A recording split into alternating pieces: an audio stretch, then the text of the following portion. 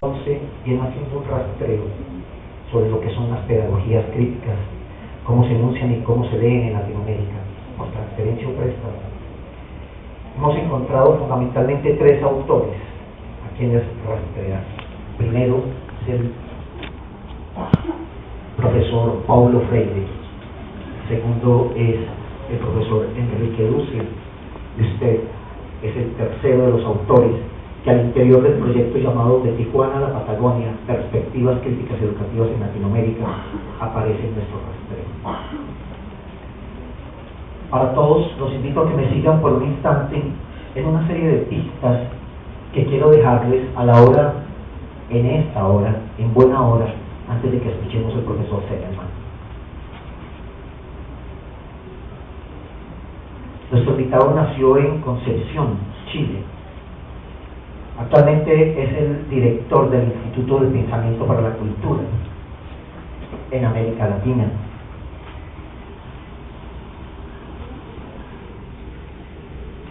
Este instituto está en México.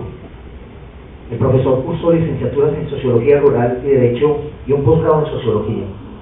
Después del golpe militar en Chile, llega a México, en donde labora en instituciones como el Colegio de México, la Universidad Autónoma de México y la Facultad Latinoamericana de Ciencias Sociales. Su preocupación por los asuntos educativos data desde los años iniciales de su carrera. Sus publicaciones abarcan problemas agrarios, movimientos sociales, cultura política, Estado, pero sobre todo, en la obra del profesor Zemelman están los temas de metodología y epistemología.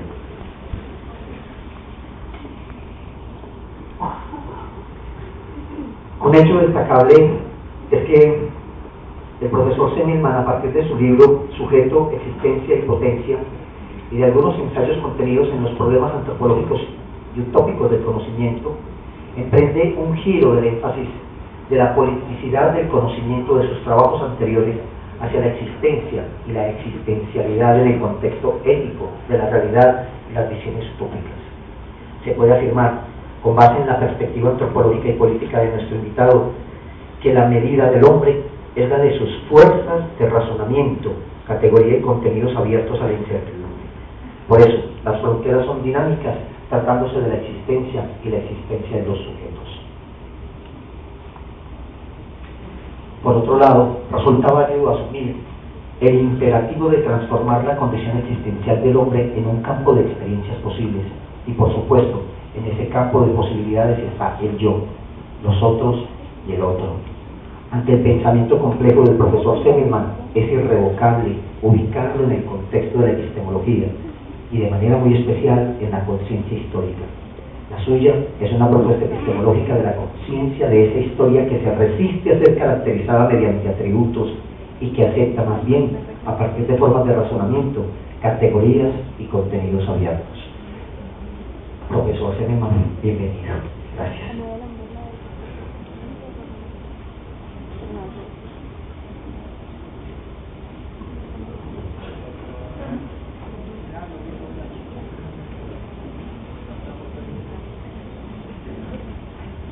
Voy a comenzar agradeciendo las palabras de presentación de los colegas de la mesa, como de la señora.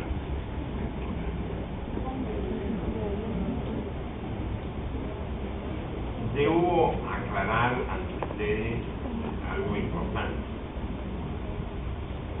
Lo que yo pueda comentar ahora es producto de una experiencia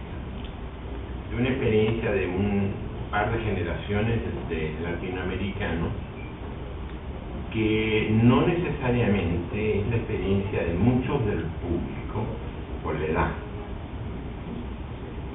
No, yo estoy bien, no sé cómo está el micrófono. ¿Escuchan bien al fondo? No. Quiero comenzar señalándoles a ustedes que lo que yo pueda comentar es un conjunto de preocupaciones que tienen su raíz en algunas experiencias de generaciones anteriores, que no necesariamente son la de gran parte del público, por la edad de ese público. probablemente ustedes sean herederos de experiencias anteriores, estén viviendo las consecuencias de periodos anteriores de estos países y de sus respectivas generaciones, las antecesoras a ustedes, y muchas veces esa juventud no sabe muchas veces comprender lo que ocurre, por qué ocurre lo que está ocurriendo. Y se buscan desde luego respuestas que pueden explicarse existencialmente como resultado de la necesidad de las personas de encontrarle sentido a su vida, de encontrar claridad o de renunciar a claridad. Como podría ser el caso de mucha gente joven de muchos lugares del continente que rompen con la ciencia, que rompen incluso con el esfuerzo de construir conocimiento, que rompen incluso con el esfuerzo a veces de pensar con rigor, porque no le ven sentido. Y esto es evidentemente algo muy profundo que tiene que ver cómo cada quien, en este caso cada generación, está viviendo su realidad. Pero para poder entender lo que acontece en términos del mundo emocional, las tristezas, las depresiones, los escepticismos, las sensaciones de impotencia, las apatías, la carencia de interés en relacionarse con los otros, en proyectos compartidos, la tendencia a encerrarse en uno mismo, a exacerbar su propia individualidad y a reivindicarse como individuo solitario e incomprendido, eso tiene explicación. No podemos dejar pasar esto simplemente como algo propio de determinadas personas, que de pronto ocurre de que se soslaya el problema y esos comportamientos se atribuyen a irresponsabilidad, a falta de disciplina, a poca dedicación al estudio o a la lectura. Aquí hay problemas más profundos que tienen que ver con la sociedad que estamos viviendo. Y desde esa perspectiva es importante entonces recordar algunas cosas que nos permitan entender lo que ocurre hoy, que nos permitan entender por qué hoy día mucha gente en muchos países del continente se siente en una gran confusión valórica, no tienen pertenencias valóricas claras, hay una fuerte anomia en mucha gente, principalmente la gente joven, que viven un momento como de depreciación de su personalidad, al no tener seguridades de vida en el futuro, que es lo que ocurre en muchos lugares, donde los jóvenes a los 15 o a los 16 años desertan del sistema escolar, como en el caso de México, y desertan del sistema escolar porque toman conciencia ellos y sus padres que el esfuerzo económico que hacen de invertir en la educación para asegurarse una vida mejor, más digna, más estable o con mayor holgura económica, gracias a una cierta calificación, no está garantizado. ¿Qué es lo que está ocurriendo en Chile en este momento con los movimientos estudiantiles? Y los movimientos estudiantiles en Chile que volvieron a estallar este año, porque el problema no está resuelto ni se podrá resolver en los términos que se piensa resolver, comienza no con los universitarios, sino con los estudiantes que en Chile llamamos secundarios, o sea, los jóvenes de 14 y 15 años. Esos son los que inician el movimiento. Y lo inician en el año 2006, lo siguieron en el 2011 y lo continúan en el 2012. Jóvenes, hombres y mujeres de 14, 15, 16 años, que influyeron en los estudiantes universitarios, algunos de los cuales continúan esta experiencia de rebeldía, que no es rebeldía, es simplemente una acusa de recibo, una factura no pagada por la sociedad frente a ellos. Es la educación que como derecho no se está respetando. Y eso evidentemente se mantuvo en silencio durante décadas. Y eso es lo que hoy día se está poniendo de manifiesto. Entonces, esto es un síntoma. Es un síntoma. un síntoma de que algo no está funcionando. Entonces detengámonos qué es lo que no está funcionando. Porque este es un problema de fondo, como dirían los especialistas, estructural, no es un problema ideológico, no es un problema de contestación, no es un problema de los politicones, es un problema más agudo, y es de que se está viviendo por muchísima gente en el continente. Hablo grosso modo, no pienso en ningún país en particular, salvo en dos que me sirven de referencia, que es México y Chile. Se están viviendo más bien proyectos de sociedad que cada vez más se constata que no son espacios de vida para todo el mundo. O sea, se habla de economía, se habla de planeación, se habla de diseño de políticas públicas, se habla de coberturas educativas, se habla de muchas cosas, y todo debidamente cualificado por un sistema de indicadores, a veces cuantitativos, que nadie sabe lo que significan. Pero en los hechos de la vida cotidiana, lo que se está mostrando, que esos llamados proyectos de sociedad no son espacios de posibilidades de vida para mucha gente. Y en particular para los más jóvenes. Entonces, ¿qué pasa allí? Es decir, estamos enfrentando la construcción de una sociedad que en algunos lugares, pienso en los países que me sirven de ejemplo, son altamente excluyentes, donde la exclusión se acompaña también de una fuerte estratificación de calidades. ¿Qué quiero decir con esto? Donde según sea el ingreso de la persona es la calidad del servicio. Por lo tanto, se puede tener escuelas de magnífica calidad que coexisten con escuelas de pésima calidad. Hospitales de excelencia con hospitales. Sistemas de agua potable excelente con sistemas de agua potable. Servicios telefónicos, servicios radiofónicos, construcción de vivienda, etc. Y se está dando una situación interna de un dualismo que es enormemente enervante para mucha gente y que es también peligroso. Porque ese dualismo de tener varios Chiles, varios México, no dos, pueden ser 5, pueden ser 6, coexistentes. De pronto cambia la calidad de todos, uno va de un barrio a otro en Santiago, ni hablar cuando uno va de la capital a la provincia. Por eso que en este país, en este momento, no solamente son los movimientos estudiantiles, sino los llamados movimientos regionales de las provincias, que son multisectoriales. Uno no puede ver en un mismo movimiento de empresarios como puede ver a pescadores, y al medio a los profesores y los estudiantes, reclamando por la desatención.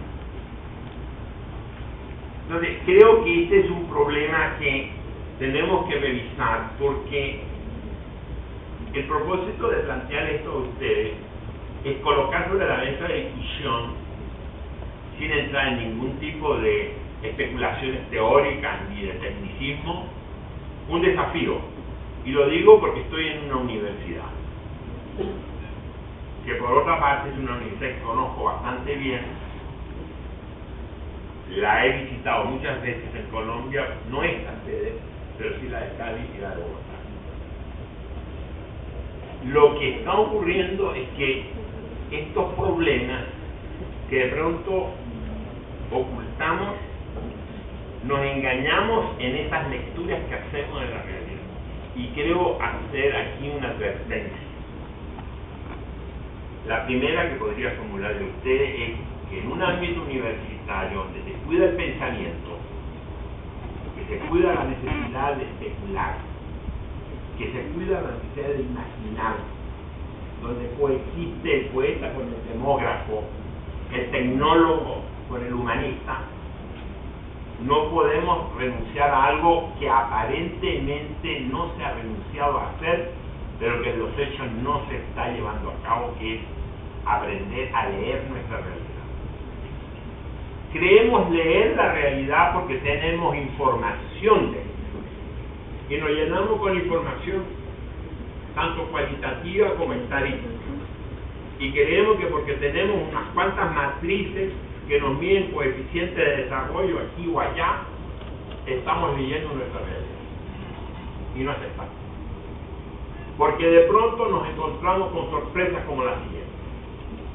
Me ha tocado a mí que de pronto, frente a ciertos especialistas, por ejemplo en economía, que tienen la cabeza repleta de coeficientes, tienen la cabeza repleta de números, pero no de significados. Porque los números no son nada, sino tienen un significado. Y el significado supone una capacidad de interpretar el número. E interpretar el número significa situar el número en un contexto que está fuera del número. Significa situar el número en una sociedad concreta. Porque ese número en un país sudamericano o de América Latina, como podría ser Colombia o podría ser Bolivia o Uruguay, ese mismo número en Suecia, en Noruega o en Suiza significa cosas diferentes. Tan simple como eso, casi elemental. Pero eso, esta elementalidad es en la que estamos incurriendo. Y nos comenzamos a comparar a partir de matrices numéricas, que estamos a la altura del desarrollo cuando estamos apenas saliendo del subdesarrollo. El ejemplo más dramático de esto es México, que cuando en 1994 el presidente de México dijo: México finalmente entró al mundo desarrollado, 24 horas después de ese discurso estalla el movimiento indígena en Chiapas, que no se termina por resolver. ¿Cuántos años han pasado? 14. Estamos llenos de esos eufemismos o de esos pseudo-eurocentrismos, de creer que porque importamos un modelo somos lo que el modelo está representando en su gestación. ¿Cómo ocurre en Chile? Hay que imitar el modelo finlandés, porque los finlandeses tienen el mejor modelo educativo desde la básica a la enseñanza superior. Se puede imitar el modelo finlandés. Se puede imitar el modelo finlandés si no estamos dispuestos a pagar más impuestos. Una cosa elemental como esta. Porque mientras que los finlandeses pagan un 60% del impuesto de su patrimonio, los chilenos pagan apenas el 15%. ¿Me explico? Pero quieren imitar el modelo finlandés. Pero no quieren imitar el modelo finlandés en lo que se refiere a la estructura tributaria. Como si lo educativo y lo tributario pudieran disociarse. Entonces nos quejamos que no hay recursos. ¿Cómo no hay recursos si no se pagan los impuestos? Y los pocos que pagan poco. En este momento una empresa canadiense minera cualquiera del oro, como que tiene presencia aquí en Colombia, en Canadá pagan un 30 o un 35% de sus utilidades. En Chile un 4%. Negocio redondo. Entonces no podemos decir que sean grandes empresarios. Cuando los gobiernos ocultan lo que significa la entrada de la inversión extranjera, cuando entraron miles de millones de dólares, pero no dicen cuánto impuestos pagan esos miles de millones de dólares. Esos miles de millones de dólares entran y no pagan impuestos. Son ejemplos casi ramplones de una pauta de comportamiento de América Latina que ya se viene refrescando hace mucho tiempo. Como se lo decía a los colegas del seminario en el que estoy participando. Se resume en una palabra. América Latina se ha caracterizado desde siempre, pero sobre todo desde el siglo XIX, para ser justo, yo diría a partir de la Primera Guerra Mundial, se caracteriza por lo que los especialistas llaman el consumo imitativo. Es una palabra que decía grabada. Aquí no hay modelos de desarrollo, aquí hay modelos de consumo. Es muy distinto producir en función del incremento artificial de la capacidad de consumo que producir con riesgo de que no se le compre. Porque ese es el verdadero concepto del empresario schumpeteriano. Pero aquí todos los empresarios son schumpeterianos. Pero no existe Schumpeter aquí en América Latina. Porque no estamos dispuestos a aceptar el riesgo en nada. Eso es viejo, tan viejo como la CEPAL. La CEPAL, en sus años de fundación, ya lo señalaba. Cuidado, estamos creciendo, estamos desarrollándonos. ¿Con qué criterio, con qué concepto estamos leyendo nuestra realidad? ¿Estamos imitando los modelos ingleses, alemanes, franceses, los que pueden? Pero no los propios. No hay desarrollo si no hay capacidad de pensar las posibilidades propias de cada país. Y eso no son solamente recursos económicos, son recursos tecnológicos, pero sobre todo recursos culturales. Pensar desde lo que podemos hacer. Estamos imitando modelos que en lugar de potenciar nos despotencian. Como lo decía una vez un científico mexicano, si México sigue tratando de impulsar este modelo, tomando en cuenta la idiosincrasia mexicana, que es impresionantemente creativa en tanto órdenes de cosas e impresionantemente ineficiente en otras, decía él, estamos condenados a producir nuestra propia pobreza. Saquen consecuencias de eso. Los modelos económicos no son neutros. Los modelos económicos son cultura aplicada a las políticas de crecimiento. Los grandes pensamientos económicos no son neutros, no son verdades matemáticas universales. Tienen pautas culturales muy claras, como lo dicen algunos economistas del continente. Dicen, pareciera ser que la ciencia económica de hoy es la teología luterana secularizada, con todo lo que implica hablar de Lutero, con todo lo que implica hablar de lo que supone la salvación del alma aplicada a la economía. Riesgo de inversión, capacidad de ahorro, capacidad de manejar con cuidado el excedente económico. Preguntémonos, ¿somos luteranos en América Latina? Antonio García, gran pensador colombiano, que yo tuve el privilegio de conocer en el mismo tiempo que conocí a Paulo Freire, era una bellísima persona, en un instituto de la FAO, donde yo había comenzado a colaborar como aprendiz de brujo del experto de la FAO, que era un inglés, que además era especialista en música tropical. No sé lo que hacía como experto de la FAO, pero ahí estaba. Era un experto en música caribeña, pero trabajaba como experto en agricultura. Bueno, esas cosas se dan también en este continente.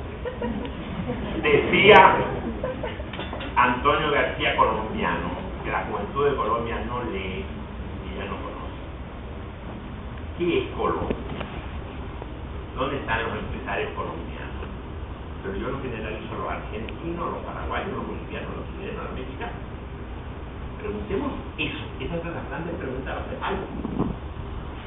De los años 50 y 60, que son los años fundantes. Porque la teoría económica no existe como tal.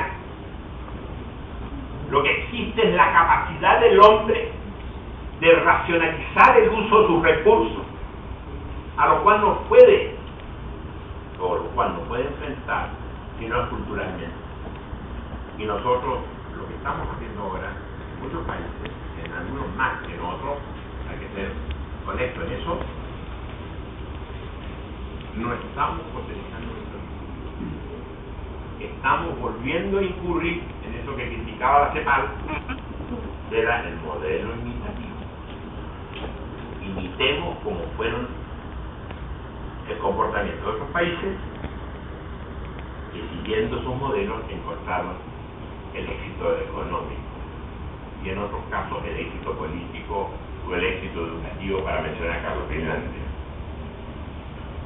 Pero tenemos que volver entonces a nosotros mismos. ¿Cuál es el modelo? Si es que hay un modelo que permita que estos países se potencien psicológica y culturalmente. Cuando uno repara en esto y revisa las políticas en general del continente, se encuentra con algo que es obvio, pero no deja de ser anonadante, de que en el continente, también lo digo grosso modo para que no se interprete mal lo que digo, no hay políticas educativas. En el mejor de los casos hay políticas escolares, y la tendencia a reducir lo educativo a lo escolar, eso sí, pero eso no es educación, eso es una parte chiquita de la educación. Y cuando uno comienza a discutir las estrategias de desarrollo en el continente, se cuenta que todo tiene que estar al servicio, por lo menos en el caso de Chile y de México, todo tiene que estar al servicio de las políticas de inversión, de la política de exportación, de la política monetaria, del reequilibrio financiero, pero nada al servicio de la educación.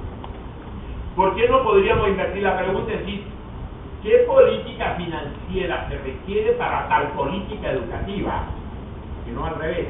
¿Qué política educativa requiere este modelo de altísima competitividad comercial? Así por lo que estoy hablando, son opciones, por lo menos que deben estar abiertas al debate. Pero no están abiertas al debate. Y por eso la política educativa, como educativas, no como escolares, son prácticamente inexistentes. Las políticas educativas en este continente son completamente marginales, apendiculares, apéndices de otras políticas. Y eso lo pone de manifiesto un estudio del CRESAL, que es el Centro Regional de Educación de Adultos de América Latina y del Caribe, que es un organismo que creó Naciones Unidas hace muchos años, y el Central también. Entonces preguntémonos, ¿nos estamos educando? Segunda pregunta, ¿qué significa estarse educando? Estarse educando significa ilustrarnos. O sea, educar significa manejar más información, o significa otra cosa. Y si no es más información, ¿qué significa educar? Entonces, educar significa saber leer la realidad, saber pensar la realidad, con cualquier interés que tengas, con cualquier fin ideológico. Pero no estamos viviendo la realidad. Y no solamente saber pensar para poder leer la realidad. Es más fácil leer un libro que leer la realidad del presente. Pregunto, ¿cómo leen ustedes lo que ocurre hoy en Colombia? Denme la respuesta. ¿Qué pasa hoy en Colombia? Entonces yo le pregunto, ¿leyeron un libro? ¿Qué dijo el libro? Ahora rápidamente me hacen la pista. Yo le digo, háganme una pista del último mes de Colombia, de la última semana de Colombia. Es negativo de la educación real. Lo demás es información, es olvidar. Y eso es una responsabilidad de la educación en sentido amplio de la palabra. Y cuando digo amplio de la palabra, estoy recuperando la paideia griega. Es decir, educar con finalidad de utilidad pública. Si Neruda dijo en un momento, Pablo Neruda, dijo un momento, yo soy un poeta de utilidad pública, ¿por qué no podemos hablar de una educación de utilidad pública? Aunque se imparta en centros no públicos, pero el sentido de la educación tiene que ser público, porque tiene que ser el país de pertenencia. Eso no se está haciendo. Y por eso se dan esos dualismos por los que yo partí ilustrando con el caso de Chile. Y por eso la reacción de los jóvenes. Porque gente que no sabe pensar su realidad, no se sabe en qué país vive. ni tienen certeza de ningún futuro. Porque los títulos que están recibiendo no les sirven para ser contratados. El mercado los excluye. Porque el mercado es altamente discriminador. Y eso lo sabe cualquiera que tenga una mínima experiencia empresarial. ¿Cómo leen los currículums los que contratan a la gente de las empresas? No leen los méritos de la persona.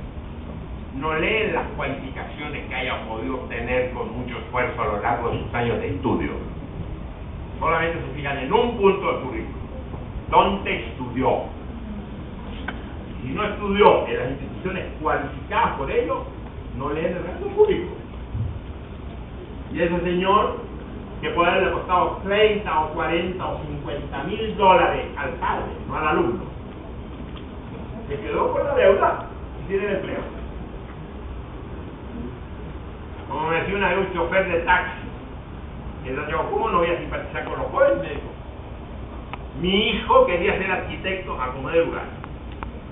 Y mire, yo, con nombre modesto, hice el esfuerzo, le pagué la carrera de arquitectura, le recibió arquitecto y ahora nadie lo contrata y yo me quedé con los 30 mil dólares de deuda. Porque eso no me perdona el gobierno ni la educación. La gran dádiva que se inventó fue los llamados créditos con aval del Estado. Crédito con aval del Estado. Si el Estado le asegura que le den el dinero, pero no le responde por el pago. Eso ya es responsabilidad suya. Por lo tanto, si usted no paga, lo ejecutarán. Y el gobierno se daba la mano diciéndole, yo le facilité usted crédito. Es de responsabilidad suya no pagarlo. Mientras tanto, ese padre tiene un hijo. Estas situaciones no permiten crear condiciones de pensamiento adecuadas. Cuando una de las urgencias en este momento, si pensamos en la educación y sujeto, o educación o persona, para nombrarlo de otro modo, es leer la realidad. Leer no cualquier realidad, es leer la realidad que estamos viviendo, la realidad del presente. Porque el futuro está en el presente, o no está. Porque el futuro no es algo que se espere ontológicamente, el futuro no es ontología. El futuro es una construcción de nosotros mismos. Si no tenemos la capacidad de construir desde dónde vivimos y cuándo vivimos y cómo vivimos, y no construimos ese futuro, tendremos que soportar el que nos impongan otros que puedan construir su futuro y que lo imponen como único. Ese es el desafío de hoy. Leer la realidad. Y no confundir pensamiento con información. La información es un instrumento. La técnica es un instrumento valioso, pero no sustituye el pensamiento. Por lo tanto, hay que fortalecerlo. Ese es el papel, diría, de las universidades. Y sobre todo de las universidades que tienen una impronta humanista. Porque el acto de pensar para leer la realidad no es un acto puramente lógico o teórico, como quiera usted llamarlo, sino que yo pienso la realidad desde valores. Si no tengo valores, tampoco puedo leer la realidad.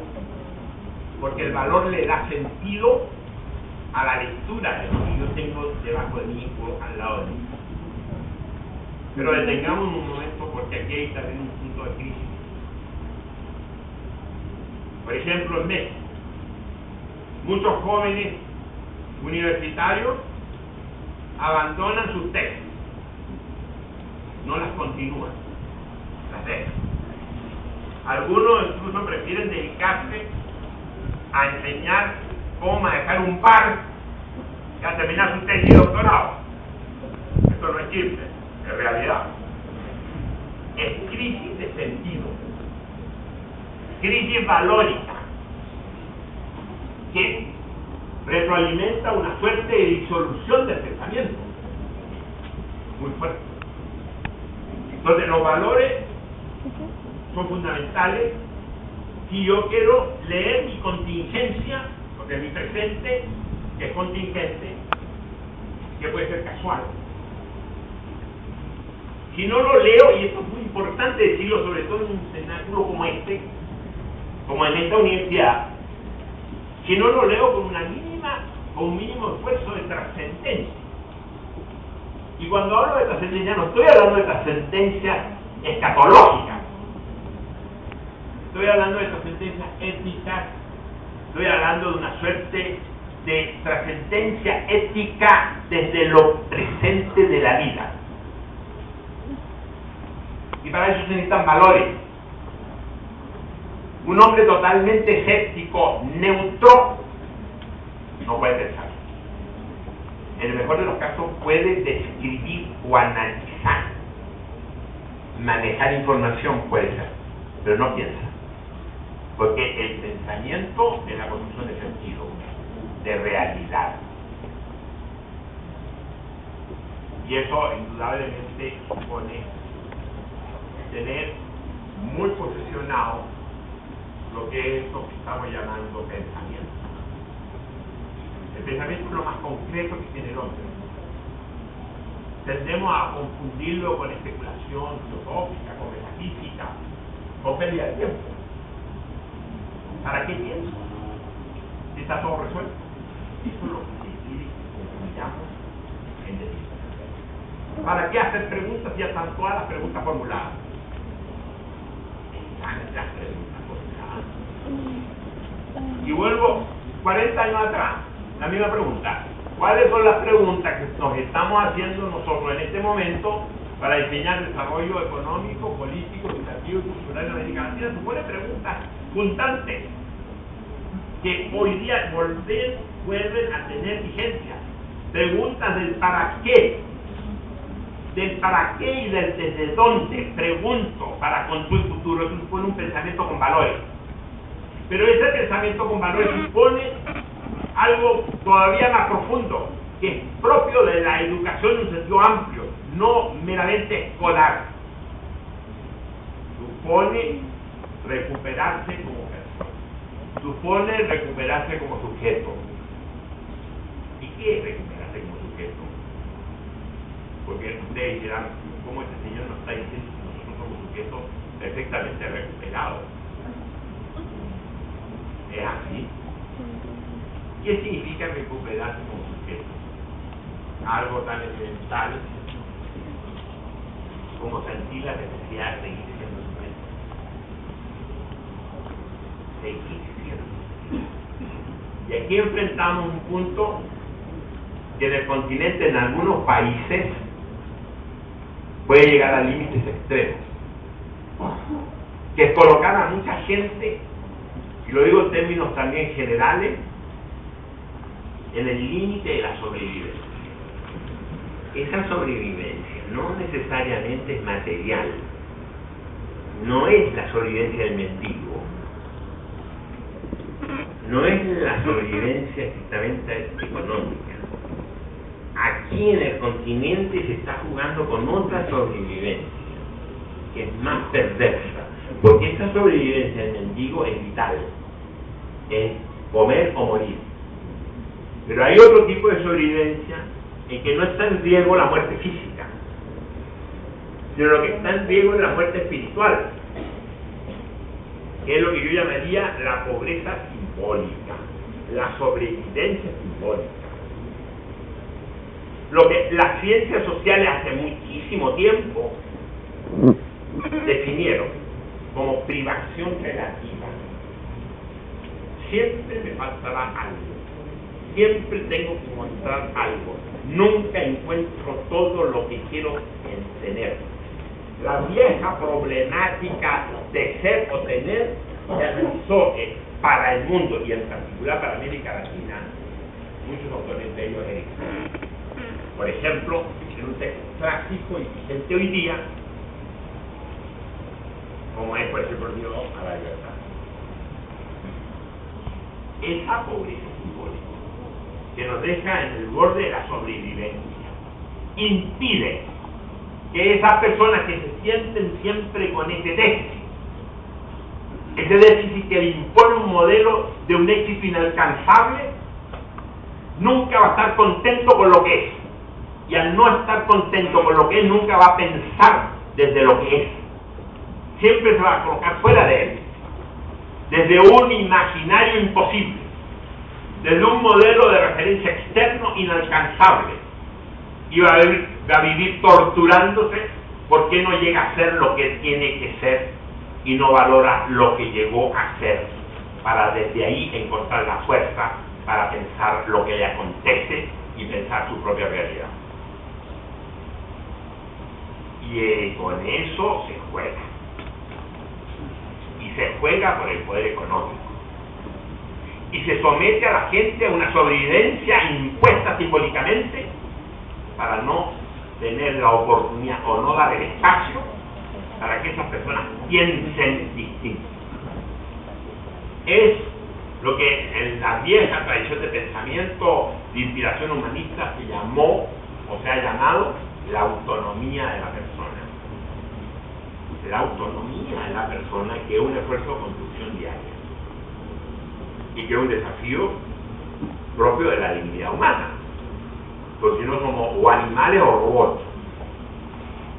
Si hay algo que caracteriza al ser humano, precisamente eso, el poder autonomizarse de sus propias limitaciones, el poder autonomizarse de sus propias determinaciones, ser lo que las determinaciones de orden cultural, política, económica, lo que sea, conforman en él como subjetividad, pero también ser más. Ese es el punto. Ser más. Más que qué, más que aquello que me limita. Y reconocer en aquello que me limita, que pueden ser muchas o pocas cosas. Valorarla en términos de que son también, como decía Machado, puertas abiertas al campo. No muros, puertas abiertas. Posibilidades de vida. Pues cuando hablamos de emancipación, cuando hablamos de realización personal, partimos a veces de un presupuesto falso, de que no hay nada que lo impida, o bien que para poder resolver el problema de las posibilidades de vida, debemos vivir una sociedad que nada lo prohíba. Eso de vivir en Cauca es un imposible.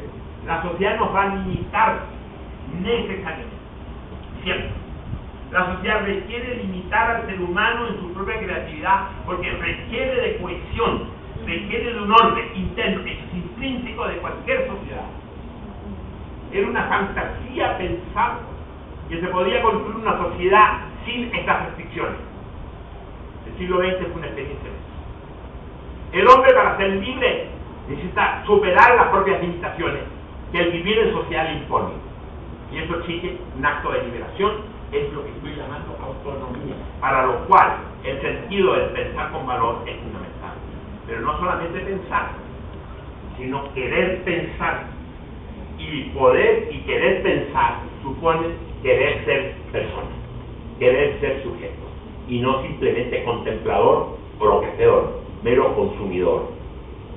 Mero consumidor. ¿Qué es lo que se quiere? Entonces ahí hay desafíos de formación muy complejos, donde los desafíos comienzan en la enseñanza básica y terminan, si es que terminan en algún momento de la vida, no terminan en el nivel de educación superior, pero no terminan nunca. Es lo que la UNESCO ha pretendido posteriormente teorizar en la llamada educación para toda la vida. Es también una gran ingenuidad, pero no hablemos de la UNESCO ahora, con la que no se impactó. Educación para toda la vida es como hablar, respete usted su propia vida y de este porque hay que ser tonto para no respetar a menos que quiera ser suicida. El problema es qué me impide pensar en esa pregunta. Lo que me impide pensar es lo que me impide ser sujeto. Entonces comencemos con esa pregunta. Rescatémonos en lo que somos de acuerdo a nuestra cultura, a nuestra edad, a nuestro género, y se abren múltiples posibilidades. En ese sentido, los espacios educativos son espacios de potenciación de la propia subjetividad. No es que se imponga un discurso de potenciación o de liberación. No. Tiene que surgir de la propia persona, tiene que surgir de la propia necesidad íntima de ser o no ser sujeto. Y la buena educación, y esa es una de las herencias de Freire, esa, descubramos lo que somos, para el descubrimiento de lo que somos, poder rescatarnos como sujeto incluso de futuros inéditos. El futuro siempre es inédito, pero siempre es posible determinarse por uno mismo.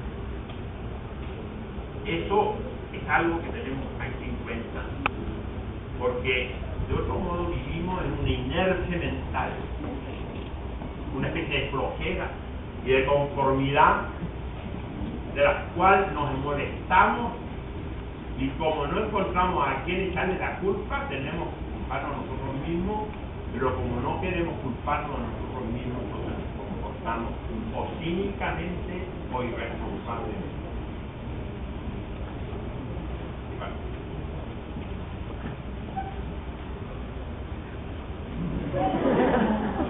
Lo que quiero decir es que tenemos que asumirnos en lo que somos para desde lo que somos organizar con sentido, valor y con pensamiento desde la autonomía, esa autonomía que tenemos que construir todos los días para no limitarnos a hacer lo que las circunstancias nos imponen, porque esas circunstancias siempre van a estar en la medida en que vivamos en sociedad, siempre se nos imponen limitaciones. Esas posibilidades surgen de estas limitaciones.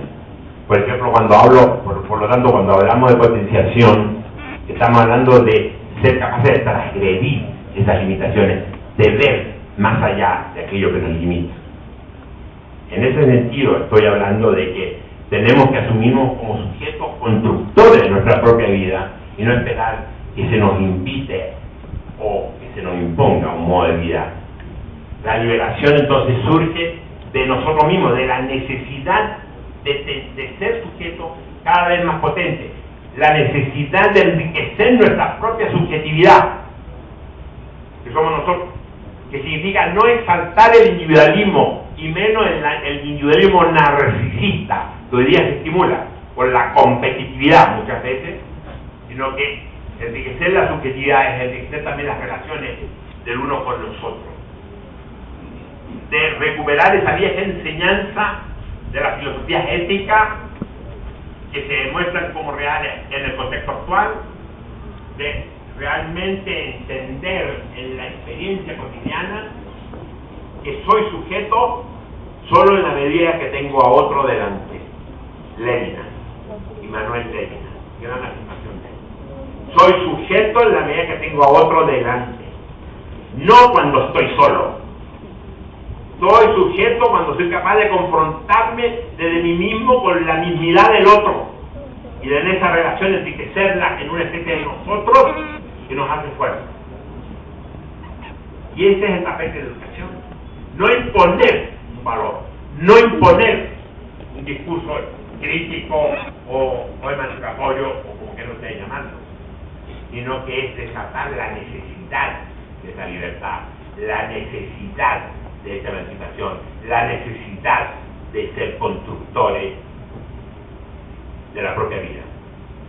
Porque eso nos lleva a una cuestión que es muy importante para los jóvenes de hoy, es superar esos viejos discursos ideológicos, dicotómicos y excluyentes que fueron muy característicos de las generaciones anteriores, donde se decía primero los cambios sociales, estructurales, objetivos, y después viene el hombre. Primero los cambios que después nacerá el hombre nuevo.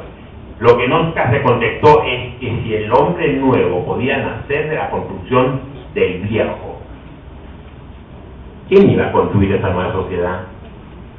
Esa es la gran pregunta que no se pudo contestar en el siglo XX. Es una gran pregunta. ¿Quién construye la sociedad para que nazca lo nuevo? Entonces, este es un punto importante en nuestro debate de hoy, que obliga, desde la perspectiva en que nos estamos colocando, a colocar en el centro del debate al hombre en la historia. El hombre como individualidad, pero también el hombre en toda su riqueza social, en todas sus subjetividades sociales. en todas las formas de lo social o de la organización social. Ese es el gran debate de hoy. Y ese no lo tenemos claro. No lo tenemos claro, por lo menos en el plano del pensamiento social. No digo en ningún otro plano. Lo que sí está claro es que si no lo tenemos claro, ¿qué significa ser el sujeto en la historia? En el plano del pensamiento social no lo podemos tener claro en el pensamiento de la educación, y si no lo tenemos claro en la educación no se traduce en ningún sujeto. Eso es el. En esto es que estamos tratando de trabajar, en ese instituto que se mencionaba, y al cual por supuesto participan gente inquieta, como algunos de los que han mencionado, bueno, algunos también no mencionados, pero no hay caso mencionar, porque hay gente en el continente que tiene la inquietud de construir el futuro a partir de fortalecer al hombre de América Latina, el hombre de Colombia o de Brasil o de Paraguay. No nos perdamos en abstracciones. El hombre con cultura, el hombre con personalidad, en el sentido fromiano, el hombre con carácter, el hombre con pertenencia, no el hombre solitario, porque el hombre solitario es el hombre anómico y anémico a la vez. El hombre que puede ser sutil en la inteligencia, pero cobarde en el pensamiento. Aquí no solamente se necesita lucidez, sino que también valor en las dos acepciones. En el ámbito de la axiología, en el ámbito de tener valores de vida y de convivencia, y también en el ámbito de la voluntad, de querer atreverse a pensar. Porque la historia es un desafío que no se construye con esquemas lógicos, se construye con voluntad, con valor, superando todo aquello que nos inhiba, que nos acobarda, que nos minimiza, que nos hace sujetos mínimos. Ese sujeto mínimo que eleva bienaventuranza a lo que nosotros en el IPK llamamos educación bonsai. La educación chiquitito, el pequeñito, porque lo pequeñito no daña a nadie. Y lo pequeño se acepta en cualquier lugar. Pero cuando eso toma gravitación social, cuando eso se transforma en presión social, como está ocurriendo en Chile en este momento, entonces las cosas cambian. ¿Me explico lo que estoy señalando?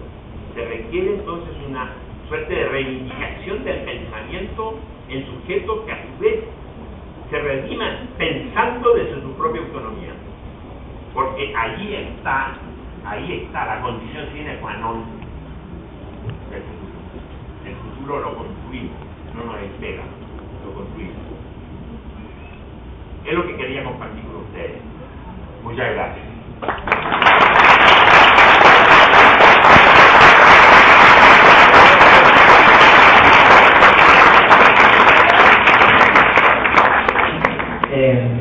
Aprovechemos que está con nosotros el profesor y abramos un espacio para preguntas.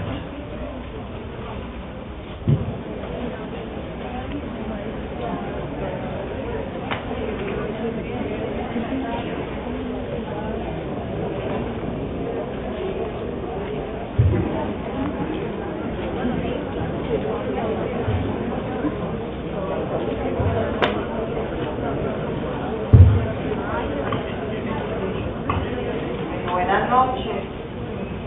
Mi nombre es Marta Huile, yo soy estudiante de Estado Social de la Universidad de Antioquia y vivo en las laderas de Medellín, en las partes más altas de Medellín, en los barrios periféricos, ¿cierto?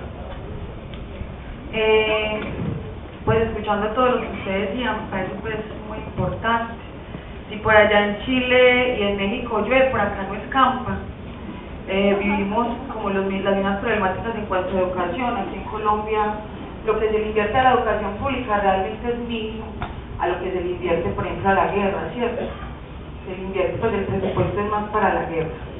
Y desde las universidades públicas pues yo estudié en una de ellas, pienso que la educación también es muy pobre, ¿cierto? A nosotros nos educan ajenos a la realidad de la que usted hablaba, ¿cierto?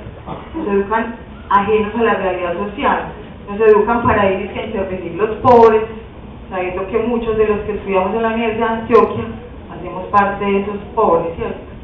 De esa pobreza, de esa realidad económica, social, política y cultural que viene viviendo no solamente Medellín, Antioquia, sino Colombia, porque es un modelo que de todas maneras se imparte en América Latina ya desde más o menos unos 20 años, 15 años, ¿cierto? Y que viene en la lógica de seguir reproduciendo un mercado y mantener un capitalismo.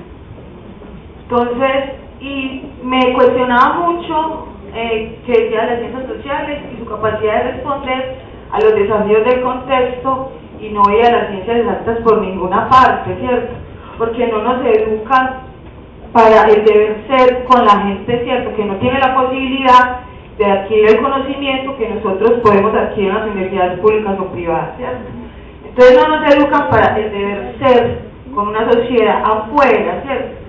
Que de todas maneras, por lo menos en la Universidad de Antioquia, es una sociedad pequeñita que se vive como la misma dinámica que vos vas afuera en la sociedad de Medellín y Antioquia de Colombia, ¿cierto? Entonces a mí me cuestiona mucho es la educación que desde los mismos docentes desde las universidades, sin tocarlas de las escuelas y la secundaria, porque es precaria, o sea, no hay una construcción de valores para nada. Parece que la educación cada día nos deshumanizara más, ¿cierto? Y nos volviera solamente reproductores de un mercado, de un capitalismo, parece que nos educaran para ser obreros de las multinacionales, ¿no? Y no, pues no, y como que no nos educó. Yo no sé si todo lo que usted dijo hoy, cuando salgamos de aquí, muchas personas sí comprendieron de que hay que aprender a leer la realidad social que cada uno vive, desde su extracto, desde su barrio, pues no sé, desde sus diferentes dinámicas, pero que nosotros como profesionales en formación, pero más que como profesionales, como sujetos, de reconocer el que está al lado, de reconocer el que está al frente, de reconocer el que está a mi alrededor, ¿cierto? De reconocer sus capacidades, sus también, pues todas sus necesidades, todo eso es de ahí de que empezamos como a construir transformación, pues que hablan tanto que la transformación y todo eso. Y me parece muy curioso porque yo antes de entrar a la universidad me decía que, pues que cuando uno adquiría como todo ese conocimiento, usted ya todo cambiaba, mentira.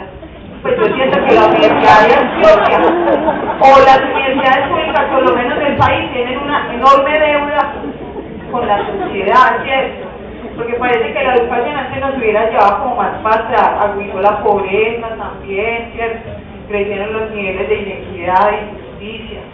Y nada, porque vos vas a las calles, a los barrios más populares de Medellín, y la gente no tiene acceso a las universidades públicas, mucho menos a los colegios y a las escuelas, y no saben nada de lo que es su realidad social, solamente se levanta a resolver el diario, a pagar las empresas públicas de Medellín, que todos, la mayoría que vivimos aquí en Medellín, somos esclavos para pagar los servicios, o comemos o pagamos, ¿cierto? Yo hago parte de una organización social de Medellín que se llama la Mesa Interbarrial Desconectados, que es con organizaciones de base de los barrios populares de Medellín, y ahí es donde realmente es que hay que hacer la fuerza, familiares con la gente de los barrios, la gente que no tiene la posibilidad del conocimiento, de la información, a ellos hay que llevársela, ¿sí o no? Y muchas gracias, hermano, por estar acá.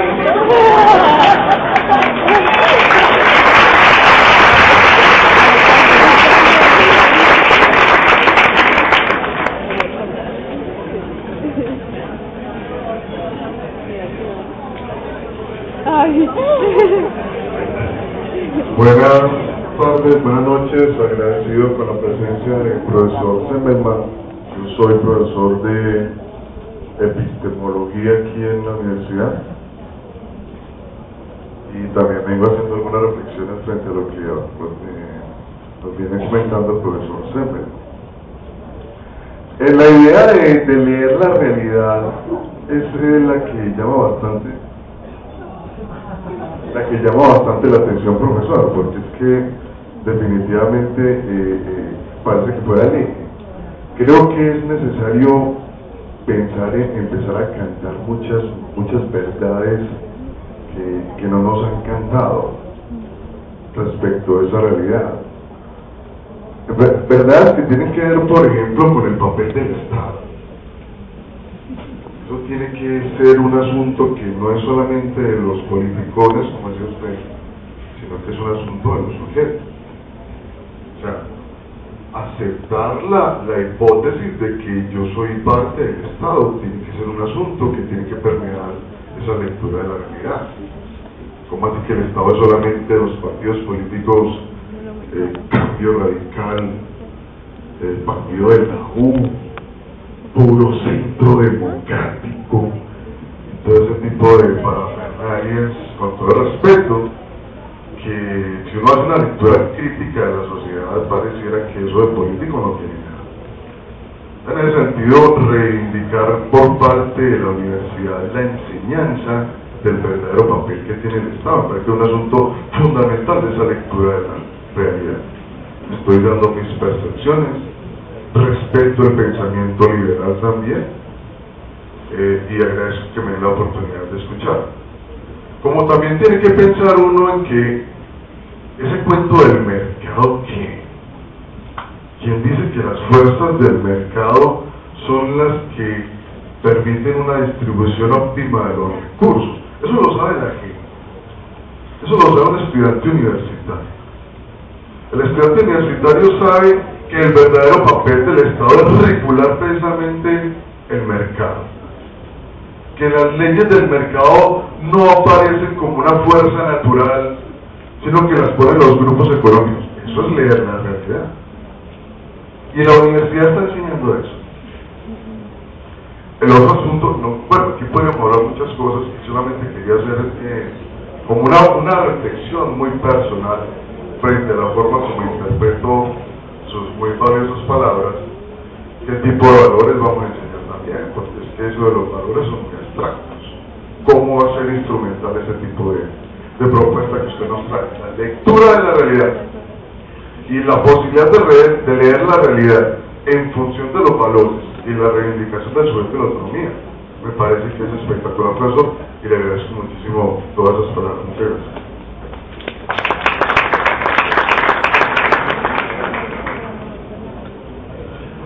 Bueno, buenas noches a todos. Mi nombre es Flori y pertenezco a la comunidad académica de la Universidad de Antioquia.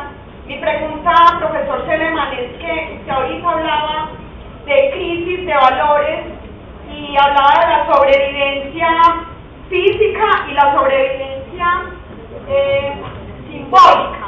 Es un tipo de pobreza mental que yo creo que es uno de los retos que tenemos los dedicados pues a las ciencias sociales como para la transformación de la realidad y la apropiación de las personas a que quieran ser sujetos.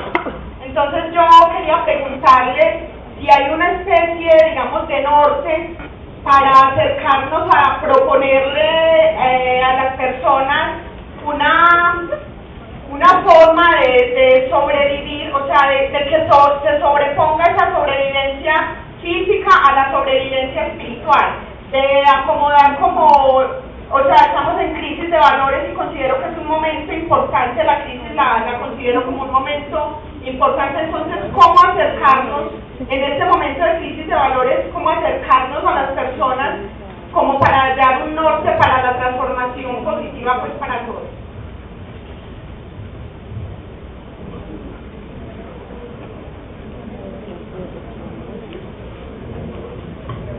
Marco, por favor, el micrófono allá, que el profesor quiere escuchar primero las preguntas y luego se va refiriendo a las...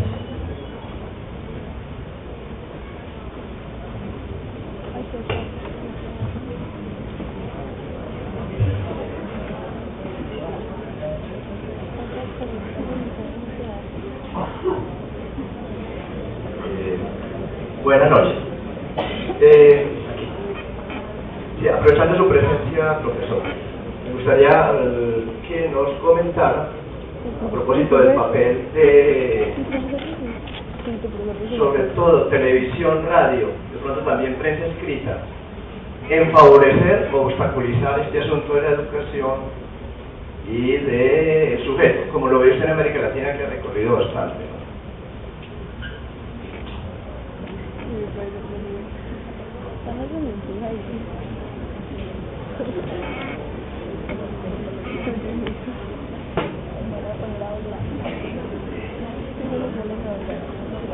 Buenas noches, profesor. Mi pregunta es muy concreta, es respecto a la teoría. El modelo de desarrollo de Amartya Sen nos propone una mirada del sujeto como agente, ¿sí? Hacia la concepción de agencia. ¿Cuáles son sus puntos de convergencia y diferencia frente a esta concepción propuesta por Amartya Sen?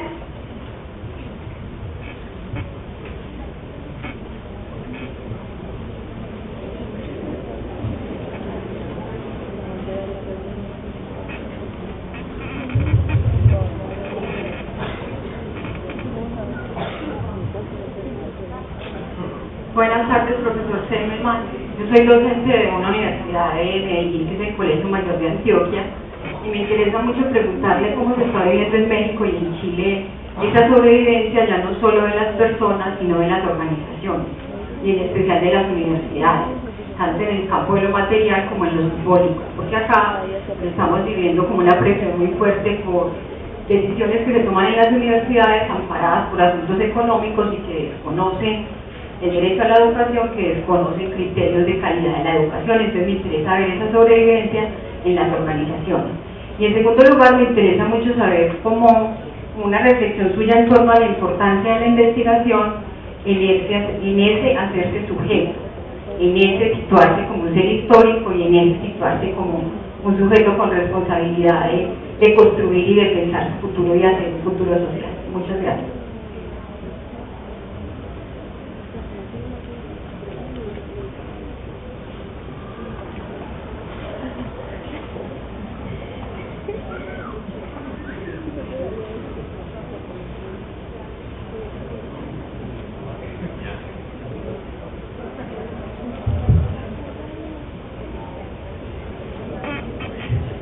Bueno, buenas noches, mi nombre es Esteban García y me preguntaba enfocada, yo me pongo de pie, mi preguntaba enfocada directamente estamos viendo en este contexto, más en el de nosotros, no conozco en otros países, pero vemos en el de nosotros cómo hay movimientos juveniles, tanto como grupos artísticos de teatro, danza, baile.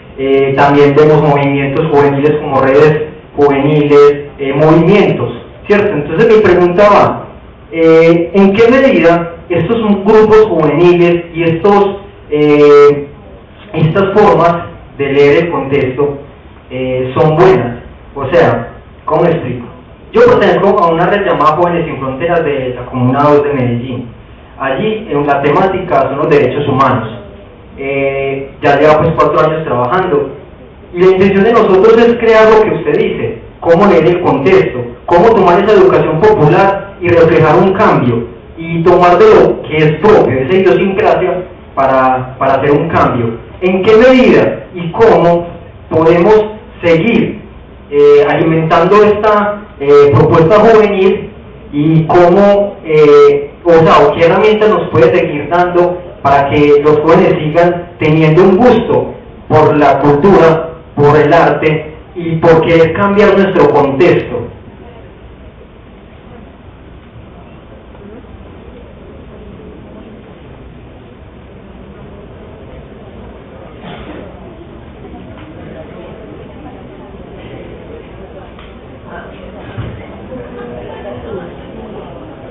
Bueno, muy buenas noches. Mi nombre es Carolina y pertenezco al Colegio Mayor de Antioquia, que actualmente estudio Planeación y Desarrollo Social. Con mi compañera de trabajo de grado nos dio la grandiosísima idea de estudiar el sujeto, el desarrollo y la planeación. O sea, su importancia dentro de estas dos categorías. Ya sabrá el problema en que lo metimos. En esa medida pues quiero preguntarle 2 cosas. Primero, ¿usted cómo define el sujeto político? ¿Cómo define el sujeto histórico y el sujeto social? Y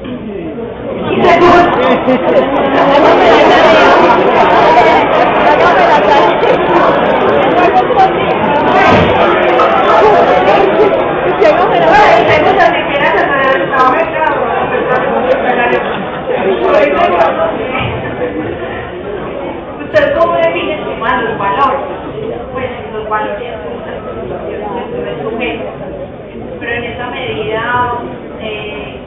sociedad de ciencia de los valores, y a qué valores me debo por dentro de construirme como sociedad. Gracias. Y ahorita lo invito yo como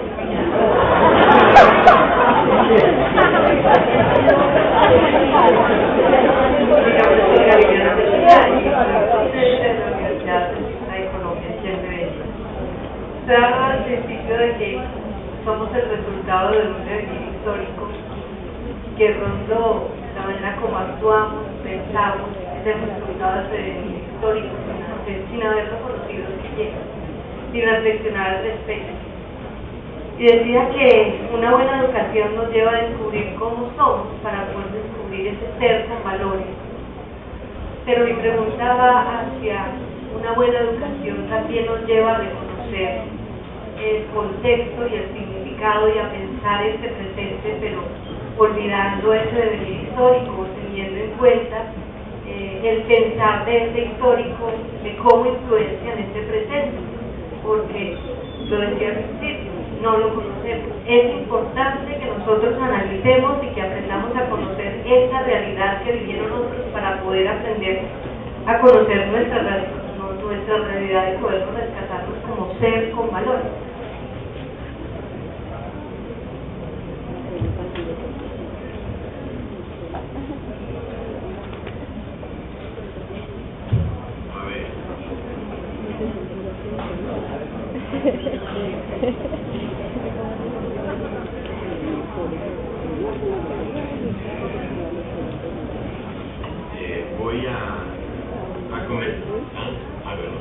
Voy a comenzar con las preguntas más acotadas. Por ejemplo, la reacción de pensamiento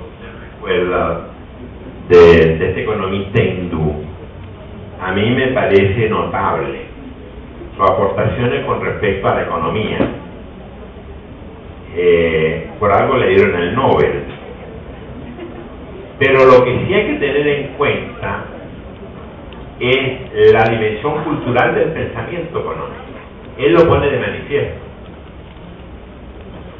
Probablemente muchas de sus formulaciones no sean generalizables. Como se buscó en América Latina de buscar una suerte de desarrollo inspirado en Mahatma Gandhi. Es muy difícil eso cuando no se tiene la cultura que le da relieve político al pensamiento de Mahatma Gandhi. Aquí se ve de manera muy clara la presencia de la cultura en pensamientos aparentemente abstractos e incluso con pretensiones matemáticas. Yo creo que lo que se pone de manifiesto en este autor es eso, digamos, de que es posible una economía diferente, sin duda, pero hay que encontrar los ajustes, y esos ajustes quizás los hindúes no encontraron para la India, a lo mejor los chinos, eso no se sabe, porque ese es un gran misterio. También habría que examinar lo que está pasando con el pensamiento económico africano, que también conocemos poco. Lo que sí sabemos es que en el caso de América Latina no hay ningún esfuerzo. En el pasado sí hubo ese esfuerzo. En los brasileños, por ejemplo. Los brasileños tienen muchos autores que buscaron una formulación del pensamiento económico de acuerdo a la cultura. Me parece por ahí una línea de reflexión interesante que podría tener que ver incluso con planeación. 2. Los medios de comunicación. Yo creo que los medios de comunicación son enormemente importantes en el proceso de la conformación de una subjetividad. Eso está fuera de discusión.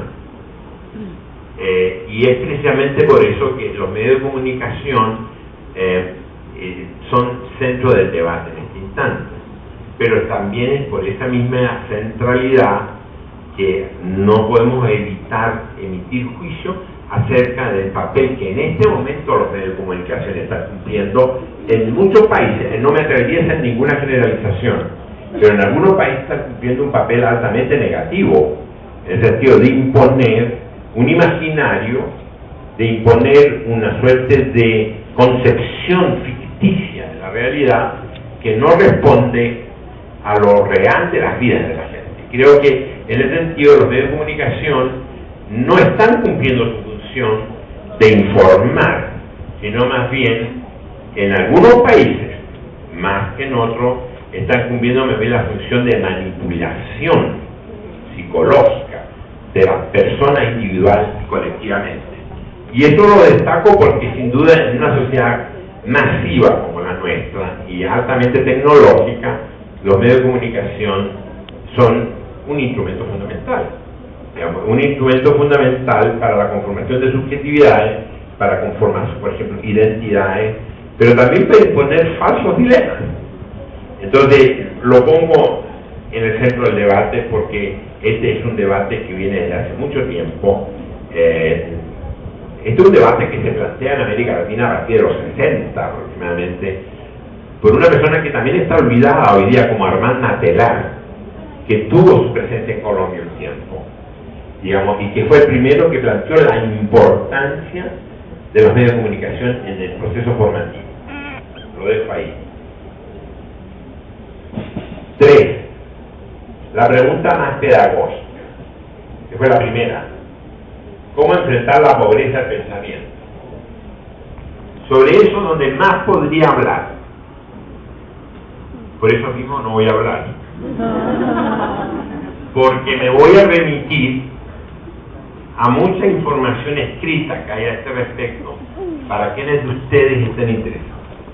Porque sí hay una experiencia formativa interesante, que algunos de los problemas que yo aquí les he reseñado ha sido retomado por alguna gente de formación pedagógica y lo ha podido traducir en prácticas pedagógicas formativas. Y yo creo que ese ha sido una experiencia muy interesante en México y en la Argentina, impulsada por profesores argentinos y mexicanos en este momento, y con alguna presencia importante de colombianos. Eso sí, yo le voy a remitir a esa información para que realmente se informe de verdad y no se quede con las 4 palabras que yo le puedo decir. Pero sí, hay posibilidad. Y de hecho, hay experiencias pedagógicas en el continente que están en la práctica conformando esfuerzos para formar personas que superen estas autolimitaciones que de pronto el sistema no impone. Me refiero al problema de no dejarse intimidar por determinados parámetros que nos impone el poder de pronto, que llevan a que nos neguemos como personas. Es toda una línea muy importante y muy central, y que es muy congruente con lo que yo les decía a ustedes de darle centralidad en cualquier debate que haya sobre el actual momento histórico del continente y sobre sus posibilidades de futuro, el lugar que ahí tiene la educación. Después, si gusta usted, le doy los datos. Si le interesa, es hacer una prueba que realmente le interesa. Si no se acerca, es que no le interesa. 4. El problema de... Aquí hay un tema muy interesante, muy complejo, que es el del movimiento juvenil. Yo creo que uno de los grandes desafíos hoy día es entender a la juventud. Pero quizás más importante es si la juventud se entiende a sí misma. Es un punto de debate. Porque para la generación como la de uno, no es fácil comprender a la juventud, porque uno cree que lo que para uno tiene sentido, las palabras incluso que uno puede usar, tienen, por el hecho de que para uno tienen sentido, tienen que tener sentido para los jóvenes. Ahí podemos cometer un grave error. Yo creo que aquí el problema que estamos discutiendo a partir de esta pregunta supone asumir de manera muy clara, no solo existencialmente, sino epistémicamente también, el diálogo intergeneracional. Yo creo que aquí uno de los problemas que tiene el continente, y creo que no es solamente de América Latina, yo creo que es un problema que tienen los americanos y también los europeos, es el no diálogo intergeneracional. Y yo creo que ahí hay un punto importante. En este momento hay un gran vacío frente a la gente joven, hay un gran vacío, hay discursos que no existen para la gente joven, que les dé sentido. Y ellos están buscándolo, y quizás lo están buscando y todavía no lo encuentran, pero no se les puede prestar ningún discurso. Porque prestar un discurso es imponer un discurso que no va a tener sentido para los jóvenes. Porque el problema de ustedes es que están viviendo cambios tan drásticos y que se han precipitado en tan pocos años en el ámbito tecnológico y las consecuencias que la tecnología tiene en la cultura y el cambio de relaciones sociales, las relaciones intersubjetivas se han transformado drásticamente en los últimos años, las propias relaciones de género se han transformado violentamente, que no hay realmente un discurso prefabricado que dé cuenta de eso. Entonces uno tiene que entender que hay un vacío que la gente joven tiene que llenar y que puede pasar no solamente por un nuevo discurso que le dé sentido a lo que significa hablar de cultura, de lo que significa hablar de arte, o de lo que significa hablar de economía, o de lo que significa vivir bien o vivir mal. Es decir, todo eso está de alguna manera en juego. Pasa también por tener un vocabulario, y ese vocabulario quizás los jóvenes tienen que encontrar. No lo van a encontrar necesariamente en las generaciones anteriores. En las generaciones anteriores pueden encontrar estímulos de pensamiento, si saben leerlo. Y esos estímulos de pensamiento pueden ser muy importantes. Y un puente de comunicación entre las generaciones puede ser la educación, sobre todo universitaria. Pero ahí hay un desafío de pensamiento emergente, sin duda alguna. Ahora, ese pensamiento emergente no tiene que pecar de original. Quizás el gran desafío es pensar desde lo propio, lo antiguo, es reapropiarse de lo que ya se sabe, pero con el signo de los tiempos nuevos. Y eso es un desafío de pensamiento, que no puede prescribirse, no hay una norma previa, pero que tiene una fuerte relación con la pregunta que me hacía que la profesora sobre el presente y el pasado. En verdad el presente es el problema. Tenemos que saber leer nuestro presente, y leer nuestro presente no significa prescindir del pasado, pero incorporar el pasado no significa regresar al pasado, significa simplemente entender qué es lo que me ha producido, qué es lo que me ha gestado, qué es lo que ha permitido que surjan las situaciones históricas de hoy. Pero eso es algo que se tiene que apropiar no en perspectiva del pasado, sino en perspectiva de futuro. Vale decir, el presente en este sentido, para tratar de dar una respuesta muy esquemática, es un puente, es una conexión de pasado y futuro. Por eso es que nosotros hablamos de un presente potencial, no de un presente cristalizado, no un presente que terminó. La historia no terminó, por mucho que haya devenido ese presente, no terminó ese devenir. Eso puede prestarse a abuso. Por ejemplo, un abuso podría ser que las generaciones más antiguas o más viejas creen que su presente es el presente de los jóvenes. ¿Me explico? Y ahí hay un grave error. Porque la historia se caracteriza no solamente por el cambio de generaciones, esa es una expresión de un fenómeno más profundo que las discontinuidades. La historia es un conjunto de discontinuidades, no de continuidades lineales, no es una línea de ferrocarril, no, es un camino lleno de intersecciones que requieren que se vayan construyendo puentes que unan un tramo y otro, y esas son las generaciones, que requieren de la experiencia anterior, pero que requieren de la creación propia, porque pueden estar en el mismo tiempo viviendo un presente diferente. Es decir, no confundamos, presente no es una fecha, presente es un momento que se vive con distintas temporalidades, porque el presente que vivo yo no es el mismo presente de un joven de 15 años, y los dos estamos en la misma fecha.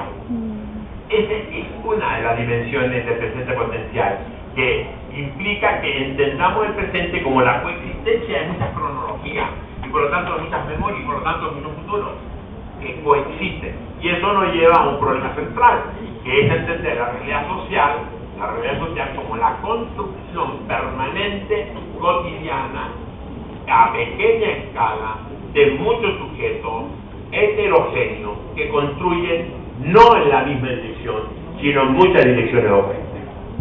Y eso es un desafío de pensamiento. Y mucho más desafío para la gente que me hace la pregunta sobre el planeamiento y que quiere que le responda todo. Y vamos a decir, ahí está el punto. ¿Qué sujeto tiene presencia en el planeamiento? ¿Qué sujeto es el que toma las decisiones de las políticas públicas? ¿Me entiende usted? Es decir, no puede ser un sujeto que quede apresado en su propia generación, tiene que ser un sujeto capaz de entender la realidad social como espacio de muchos sujetos, ¿me explico?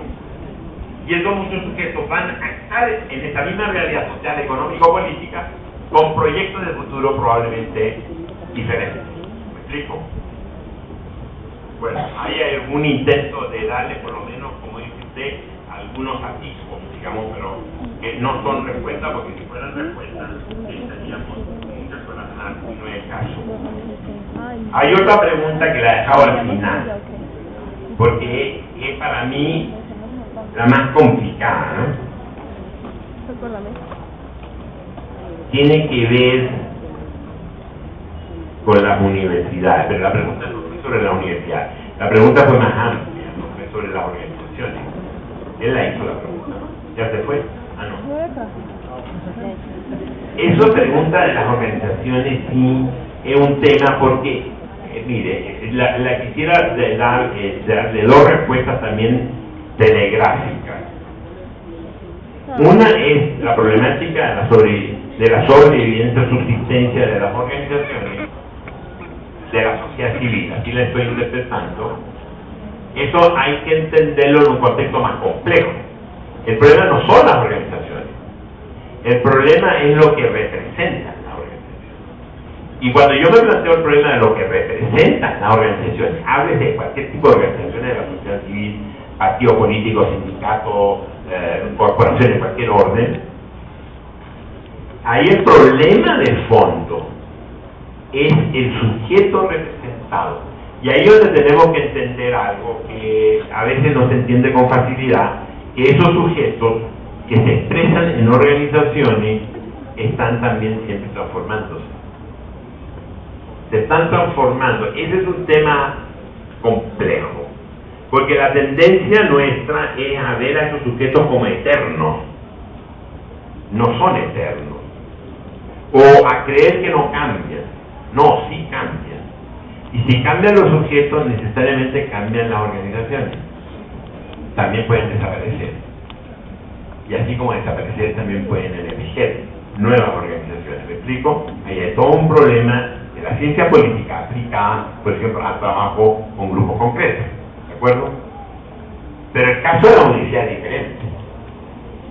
El problema de la universidad es una problemática distinta, porque si bien es cierto que las universidades son instituciones, por lo tanto podríamos decir que son parte de la sociedad civil, yo interpretaría la pregunta más bien en el sentido de qué función cumplen las universidades hoy. Y si la función de las universidades, desde la Edad Media en adelante, ha ido transformándose o no. Yo creo que sí se ha ido transformando. Y creo que el viejo concepto de la comunidad se ha ido perdiendo.